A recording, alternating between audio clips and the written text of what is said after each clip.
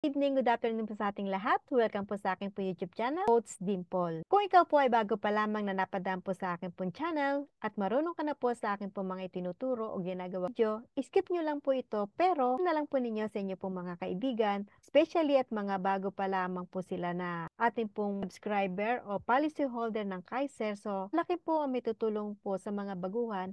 Ito pong aking pong ginagawang video para po ma-guide po natin sila kung paano po tayo makikiyos. So ito ang akin po magiging topic ngayon ay kung ano po tayo makikiyos ng ating pong sub-payment sa Kaiser. Ang unang-una pong gagawin natin, diretso na po tayo sa Google Chrome. So i-click po natin yung i-type po natin yung img.com.ph/kiosk Hong Kong /. Pag na-type na po natin yan, so i-click po natin at automatic po mapapunta po tayo dito sa login. So, hindi na po tayo dadaan po sa ating pong IMG portal. Direct na po tayo sa Kiosk Hong Kong. So, kung makikita nyo po dito, may login here. So, magla-login po tayo doon. Pag kinilik po natin yun, so mapapunta po tayo dito. So, dito po, lagi pong makikita nyo po dito yung personal code. Pag makikita nyo po dito, personal code. So, ibig sabihin po, kung ikaw po ay IMG member, yung personal IMG code mo po ang gagamitin, hindi po yung code ng agent mo or sponsor. Ulitin ko po, kung ikaw po ay IMG member, personal code mo po ito at yung kanila pong password na galing po sa IMG na sinesend po sa ating pong email.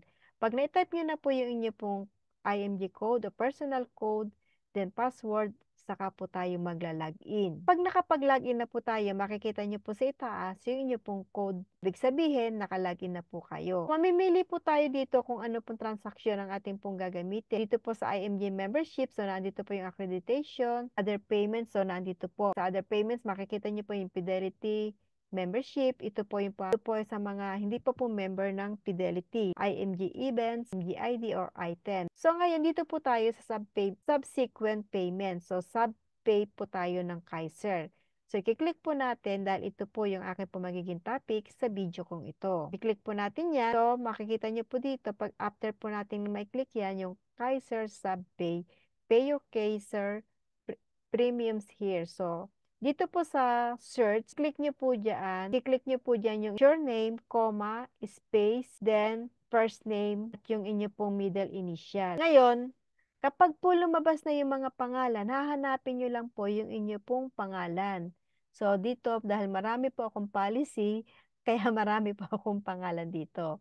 So ito po yung ginagamit ko. So ito po yung i-click ko dito para po pupunta po siya dito sa ita. Ayan, naandyan na po yung aking pong pangalan.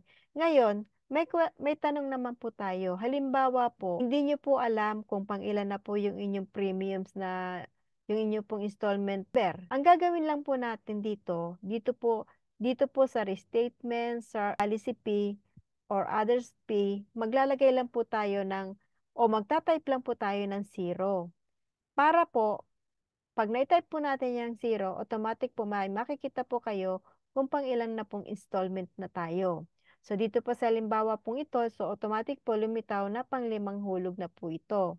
Then, pagkatapos po niyan, kung tama naman yung premium, kung ano, may policy na pong hinihingi dito, then next na po tayo. Next na po tayo. Ganun lang po ang ating pong gagawin. So pag after po natin gawin yon, so IMG Kiosk, so makikita niyo po yung pangalan niyo at yung pong inyong babayaran. So dito po, itatype niyo po yung first name, last name, at yung pong inyo pong email na gagamitin. Then pay at Hong Kong office. So i-click po natin yan. At pagkatapos po nun, so makikita niyo po ito. Ito yung your order summary. So nakalagay diyan kung magkano po yung ating pong amount na babayaran, ilang ilang quantity. So Hong Kong pong address ang ating pong gagamitin dahil sa Hong Kong office po tayo magbabayad. So dito sa payment method, i-click po natin yung cashier. So dito po sa code ng Hong Kong, ang nilalagay po lang po natin dito ay 4 na 0 lang po yung ating pong inilalagay dyan. Then, next step po tayo. So, dito naman po sa please choose, pipiliin po natin dyan kung saan po tayo magbabayad. So, lilitaw po dyan yung mga international cashiers. So, meron po tayong Dubai, Hong Kong, Singapore, Philippine cashiers. So, ang pipiliin po natin dito ay Hong Kong office. Click po natin yan. So makikita nyo po dyan, ayan, Hong Kong office na po ang nakalagay. Then select. Ganun lang po ang ating pong gagawin. Then, after po natin ma-select, so ito po yung ating isusulat po natin ito sa kapirasong papel at iaabot po natin sa cashier para, o sa cashier para po tayo ay magbayad.